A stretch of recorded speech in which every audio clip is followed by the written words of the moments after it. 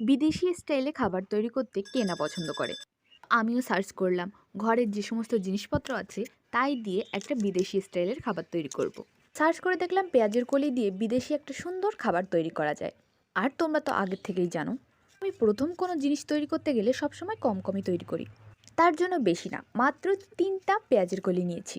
আর সেগুলো ভালো করে ধুয়ে মাঝখান দিয়ে চিড়ে নিয়েছি। এক একটা পেঁয়াজের কলিতে দুটো তিনটে চিড় তো অবশ্যই দিয়েছি। আর তোমরা যাই বলো, রেসিপি যতই বিদেশি হোক না কেন, ওই রেসিপি কোনো বাঙালি তৈরি করবে, আর তৈরি করার সময় বাঙালি তার লম্বা নাকটা না ঢুকিয়ে পারবেই না। তো রেসিপিতে দেওয়া ছিল কর্নফ্লাওয়ার আর ময়দা দিয়ে ঘোলটা তৈরি করতে হবে, আর আমি সেখানে আটা, ময়দা, বেসন আর চালের গুঁড়ো দিয়েছি, ভাবতে পারছো। আর তার সাথে আবার শুকনো লঙ্কার গুঁড়োও দিয়েছি। আর নুনটা তো ম্যান্ডেটরি দিতেই হবে। আসলে এটা আমাদের বাঙালিদের জাতি স্বভাব। বাঙালি কোনো জিনিস তৈরি করবে, তার ভিতর কোনো উল্টোপাল্টা থাকবে না, এটা তো হতেই পারে না। তো আমার ক্ষেত্রেই কেন ভিন্ন যাবে, আমিও খাঁটি বাঙালি। তো নাও, হয়ে গেছে আমার গোলাটা। আর একটা বড় ডিমের দরকার ছিল, তো সেটা আমি নিয়ে এসেছি রান্নাঘর থেকে। ডিমটা ভেঙে ওর ভেতরে একটু জল দিয়ে সেটা ভালো করে ফেটিয়ে একদম একাকার করে নিয়েছি, যতক্ষণ না পর্যন্ত ডিমটা এমনভাবে ফেটছে। চামচ দিয়ে এর থেকে বেশি ভালো ফেটাতে আমি আর পারবো না বাবা। তো ওই গোলার ভেতরে একটু গোলমরিচ গুঁড়ো দিতে বাদ থেকে গিয়েছিল, তো সেটাও দিয়ে নিয়েছি। তো সব কিছুই যখন গুছিয়ে ফেলেছি, তখন রান্নাটাই বা বাদ রাখবো কেন। তাই একটা নন স্টিকের প্যান নিয়ে ওতে একটু তেল দিয়ে নিয়েছি।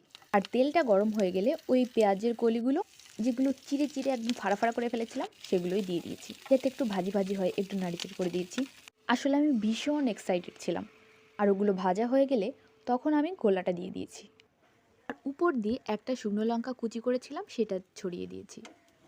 ভাই, ইন্ডিয়ায় বসে আমি কোরিয়ান স্ট্রিট ফুড তৈরি করছি বাঙালি স্টাইলে, এর থেকে বেশি এক্সাইটিং আর কী বা হতে পারে। নামটা তোমরা বুঝে না থাকলে আমি বলছি, এটা হচ্ছে পাজন। যখন আমি পড়েছিলাম আমার ভীষণ হাসি আসছিল, পাজন কেমন মাজন মাজন লাগছে। তো এটা প্রায় সেদ্ধ হয়ে গেলে তখন ওই ফেটানো ডিমটা আমি এর উপর দিয়ে দিয়ে দিয়েছি। ডিমটা দেওয়ার পর পুরো ভাইবটা চেঞ্জ হয়ে গেছে ভাই। তখন ওল্টানোর সময়ও হেভি লাগছিল, আর ঘ্রাণটাও ভালো বেরোচ্ছিল। তোমরাও একবার তোমাদের বাড়িতে এইভাবে ট্রাই করতে পারো, যদি তোমাদের রেসিপিটা পছন্দ হয়।